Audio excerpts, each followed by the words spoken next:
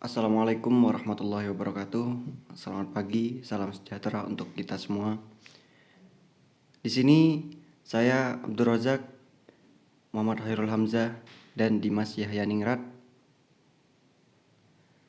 akan menjelaskan atau mempresentasikan analisis yang telah kami lakukan, yaitu tentang pelaksanaan program Keluarga Harapan atau PKH dalam pengentasan kemiskinan di Indonesia.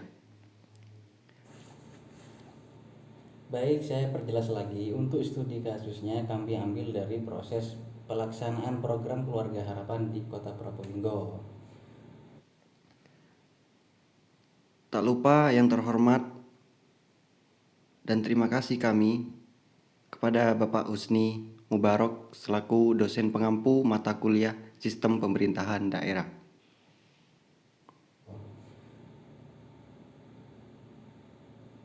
Pengertian PKH itu sendiri adalah program pemberian uang tunai kepada KSM atau keluarga sangat miskin berdasarkan persyaratan dan ketentuan yang telah ditetapkan dengan melaksanakan kewajibannya.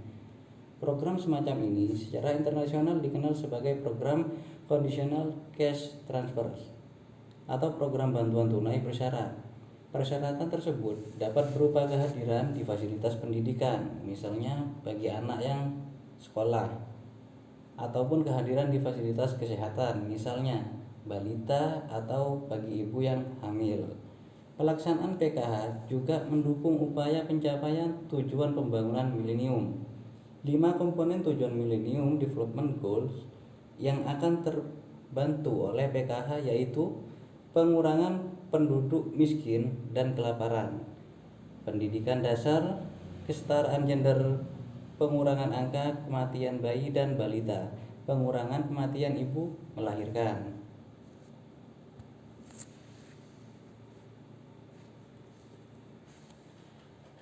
Untuk metode penelitiannya, kami memilih metode kualitatif. Penelitian kualitatif adalah penelitian yang bermaksud untuk memahami fenomena tentang apa yang dialami oleh subjek penelitian, misalnya perilaku, persepsi, motivasi, dan tindakan, dan dengan cara deskripsi dalam bentuk kata-kata dan bahasa. Penelitian kualitatif menggunakan metode kualitatif yaitu berupa pengamatan, wawancara, atau penelaahan dokumen. Menurut Moeleong, data yang dikumpulkan dalam metode penelitian kualitatif adalah berupa kata-kata dan bukan angka-angka. Pada penelitian kualitatif ini, peneliti mengacu pada teori yang sudah ada. Dan yang menjadi fokus dalam penelitian ini adalah 1. Mengetahui proses pelaksanaan program Keluarga Harapan atau PKH di Kota Probolinggo dalam upaya pengentasan kemiskinan, meliputi pemilihan data awal calon peserta PKH. Yang kedua, pertemuan awal dan sosialisasi PKH. Ketiga, verifikasi komitmen. Keempat, pertemuan kelompok. Dan yang kelima, penyaluran bantuan. Yang kedua, mengetahui hasil yang didapatkan masyarakat dari penerapan program Keluarga Harapan dalam upaya pengentasan kemiskinan menyangkut yang pertama, dampak program Keluarga Harapan dan daya dukung pemerintah. Yang ketiga, bagaimana partisipasi keluarga sangat miskin atau KSM yang terdata sebagai peserta program Keluarga Harapan sebagai upaya untuk keluar dari kemiskinan, yaitu bagaimana partisipasi peserta PKH dalam kegiatan posyandu. Yang kedua, bagaimana partisipasi peserta PKH dalam mendukung siswa belajar. Yang ketiga, bagaimana partisipasi peserta PKH dalam kegiatan pertemuan kelompok. Selanjutnya, pembahasan proses pelaksanaan program Keluarga Harapan dalam pengentasan kemiskinan. Program Keluarga Harapan di dalam pelaksanaannya selalu mengedepankan peran pendamping di dalam proses, mulai dari kegiatan awal hingga kegiatan akhir. Adapun proses pelaksanaan program Keluarga Harapan di Kota Probolinggo adalah sebagai berikut. 1. Pemilihan data awal calon peserta PKH. Dari 36 KK, calon peserta PKH yang ada di Kota Probolinggo selanjutnya harus dilakukan validasi data untuk memastikan apakah calon peserta tersebut layak dinyatakan sebagai keluarga miskin yang memiliki komponen seperti diisyaratkan dalam kepesertaan keluarga penerima manfaat PKH. 2. Pertemuan awal dan validasi. Tujuan pertemuan awal adalah 1. Menginformasikan tujuan dan ketentuan PKH. Yang 2. Melakukan sosialisasi program dan validasi data KM atau keluarga miskin dengan syarat kepesertaan PKH. Yang ketiga, menjelaskan komitmen yang harus dilakukan oleh peserta PKH untuk dapat menerima bantuan. Yang keempat, menjelaskan sanksi dan implikasi apabila peserta PKH tidak memenuhi komitmen yang ditetapkan dalam program. Yang kelima, menjelaskan mekanisme dan prosedur keluhan dan pengaduan atas pelaksanaan PKH. Yang keenam, meminta KM menandatangani surat pernyataan yang tertera di dalam surat undangan pertemuan awal sebagai tanda kesediaan mengikuti komitmen yang ditetapkan dalam program. Dan yang ketujuh, menjelaskan hak dan kewajiban ibu peserta PKH. Yang kedelapan, menerima pengaduan. Dan yang kesembilan, penjelasan tentang jadwal penyaluran bantuan PKH. Kesepuluh, penjelasan jadwal kunjungan ke fasilitas kesehatan. Kunjungan ini dilakukan oleh petugas kesehatan. Yang ke-11, penjelasan tentang pendaftaran sekolah. Dan yang terakhir, penjelasan tentang pelayanan kesejahteraan bagi penyandang disabilitas dan lansia.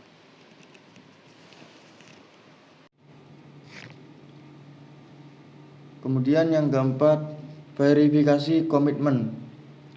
Untuk kehadiran siswa peserta PKH di sekolah, pendamping PKH akan melakukan pengecekan kehadiran atau dikenal dengan verifikasi bagi siswa peserta PKH secara berkala setiap awal bulannya, dan setiap 3 bulannya akan dilakukan pengesahan dari kepala sekolah setempat. Sedangkan pengecekan kehadiran ibu hamil atau balita di posyandu dapat dilakukan setiap bulan sesuai dengan jadwal posyandu yang sudah berlangsung di desa atau kelurahan setempat. Untuk verifikasi kesehatan biasanya dilakukan bersamaan dengan jadwal posyandu setiap bulan sekali. Hal ini dilakukan untuk memastikan bahwa peserta PKH yang hamil ataupun balita peserta PKH mendapatkan layanan kesehatan seperti mengetahui tumbuh kembang anak, imunisasi dan vaksin, serta memeriksakan kehamilan. Yang kelima, pertemuan kelompok. Adapun tujuan dilaksanakannya pertemuan kelompok. Yang pertama, meningkatkan pengetahuan peserta PKH mengenai pengasuhan anak dan mendukung pendidikan anak di sekolah. Yang kedua, meningkatkan pengetahuan praktis peserta PKH tentang pengelolaan keuangan keluarga. Peserta PKH belajar bagaimana membedakan antara kebutuhan dan keinginan, membuat target, menabung, dan menghindari hutang, serta meningkatkan penghasilan dengan membuka usaha. Yang ketiga, meningkatkan kesadaran peserta PKH dalam hal kesehatan, khususnya pentingnya 1000 hari pertama kehidupan yang secara khusus memberi perhatian pada kesehatan ibu hamil dan bayi. Yang keempat, meningkatkan kesadaran peserta PKH terhadap pencegahan kekerasan terhadap anak dan memenuhi hak-hak anak, meningkatkan kesadaran peserta PKH terhadap hak-hak lansia dan disabilitas, dan yang terakhir, secara umum meningkatkan kesadaran peserta PKH akan hak dan kewajibannya sebagai anggota masyarakat, khususnya dalam pemanfaatan layanan umum yang disediakan pemerintah untuk memperbaiki kondisi kesehatan dan pendidikan. Yang keenam, penyaluran bantuan. Penyaluran bantuan diberikan kepada peserta PKH berdasarkan komponen kepesertaan PKH. Penyaluran bantuan bagi peserta yang telah ditetapkan pada tahun anggaran sebelumnya dilaksanakan 4 tahap dalam 1 tahun. Sedangkan untuk kepesertaan yang ditetapkan pada tahun berjalan, penyalurannya dilaksanakan dalam 1 tahap. Penyaluran bantuan PKH dilakukan melalui sistem rekening LKD dan non-LKD oleh lembaga bayar. Bantuan bagi peserta PKH terdiri atas bantuan tetap disalurkan pada tahap 1 pada tahun berjalan. Bantuan tetap untuk tahun kepesertaan tahun 2016 disalurkan pada tahap 4 sebesar 25% dari total bantuan tetap, dan bantuan komponen pendidikan dan kesehatan diberikan berdasarkan jumlah anggota keluarga yang memenuhi kriteria PKH. Selanjutnya, dampak program Keluarga Harapan. Program Keluarga Harapan di Kota Probolinggo sejak tahun 2010 pada dasarnya sudah mampu merubah mindset KPM dalam pengentasan kemiskinan melalui pemeliharaan kesehatan anak, pendidikan anak, hingga pembentukan KUBE.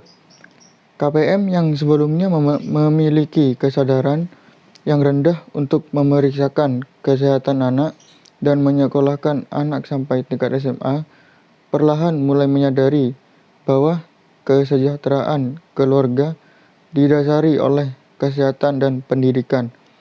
Adanya peningkatan pemahaman terhadap pendidikan akan membuat keluarga peserta PKH diharapkan menjadi modal untuk mencari pekerjaan yang lebih layak daripada sebelumnya. Hal ini diharapkan membantu peserta PKH keluar dari kemiskinan.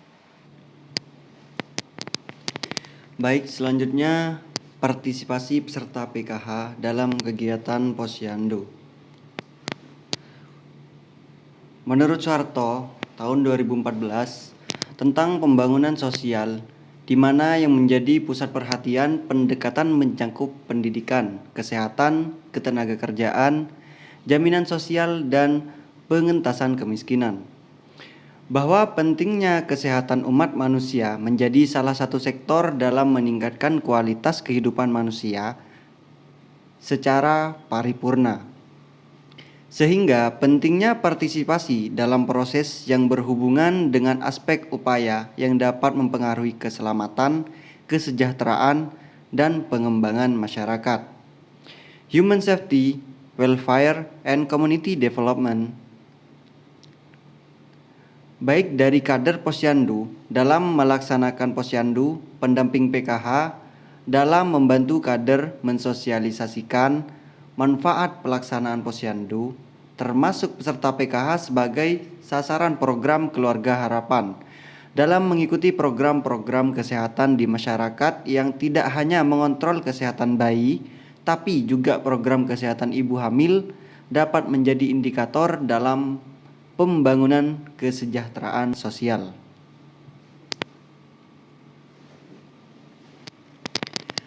Partisipasi peserta PKH dalam mendukung siswa belajar. Adanya peningkatan partisipasi KPM atau keluarga penerima manfaat dalam menyekolahkan anak tentunya menjadi modal yang luar biasa untuk bisa mengembangkan keluarga mereka dalam hal pendidikan atau education level. Dengan semakin tingginya tingkat pendidikan anak, diharapkan mampu meningkatkan pola pikir untuk dapat membantu mengembangkan kehidupan keluarga mereka.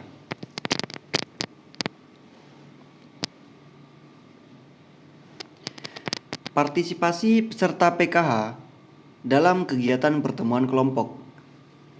Adanya penyampaian materi yang tidak monoton menjadi ketertarikan bagi pengurus PKH untuk hadir dalam pertemuan kelompok tersebut.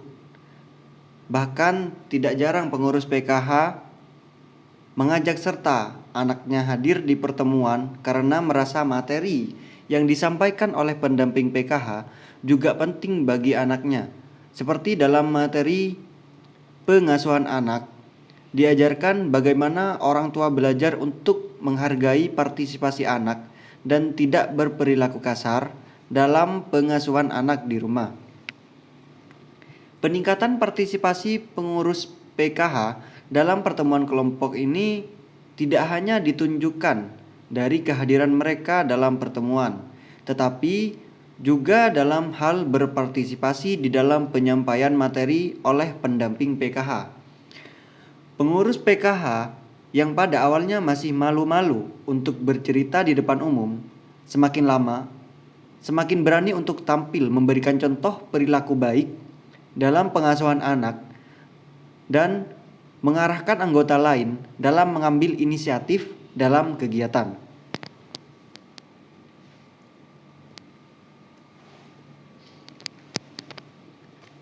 Kesimpulan yang kita ambil dari analisis di atas tersebut yaitu berdasarkan pembahasan terhadap hasil penelitian sebagai berikut. Yang pertama, program Keluarga Harapan atau PKH sebagai salah satu program pengentasan kemiskinan yang digulirkan oleh Kementerian Sosial Republik Indonesia sejak tahun 2010 di Kota Probolinggo. Secara umum pada khususnya telah berjalan sesuai dengan pedoman yang diterapkan oleh Kementerian Sosial Republik Indonesia.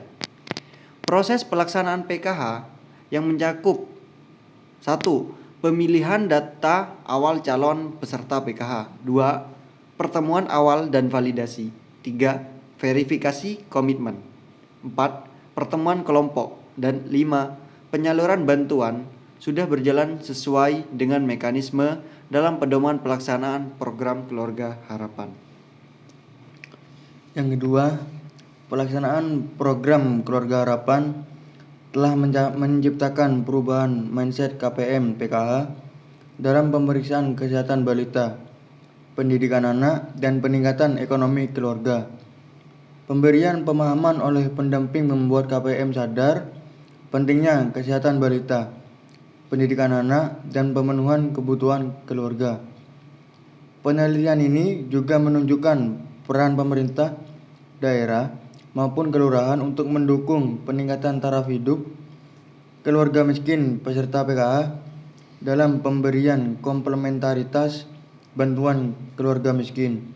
Namun, dalam pelaksanaan posyandu, masih ada perhatian yang kurang untuk tenaga kader posyandu di masing-masing lingkungan. Minimnya dana dari kelurahan ini membuat kader posyandu mengelola dana secara swadaya, sehingga kegiatan posyandu tetap bisa berjalan setiap bulan. Kesimpulan yang ketiga, salah satu hasil dari pelaksanaan PKH di Kota Probolinggo adalah meningkatnya partisipasi peserta PKH dalam beberapa kegiatan, yaitu kegiatan posyandu, partisipasi pendidikan, dan pertemuan kelompok PKH. Adanya peningkatan partisipasi peserta PKH di Kota Probolinggo dalam kegiatan posyandu dan menyekolahkan anak ditunjukkan oleh hasil verifikasi komitmen baik kesehatan maupun pendidikan. Pemahaman peserta PKH terhadap kesehatan bayi dan menyekolahkan anak membuat mereka termotivasi untuk hadir ke posyandu dan menyekolahkannya. Baiklah, sekian presentasi dari analisis kami, yaitu studi kasus proses pelaksanaan program Keluarga Harapan di Kota Probolinggo. Salah hilaf kami mohon maaf yang sebesar-besarnya. Apabila ada pertanyaan atau tambahan, silahkan tulis di kolom komentar. Kami bertiga mengucapkan terima kasih. Wassalamualaikum warahmatullahi wabarakatuh.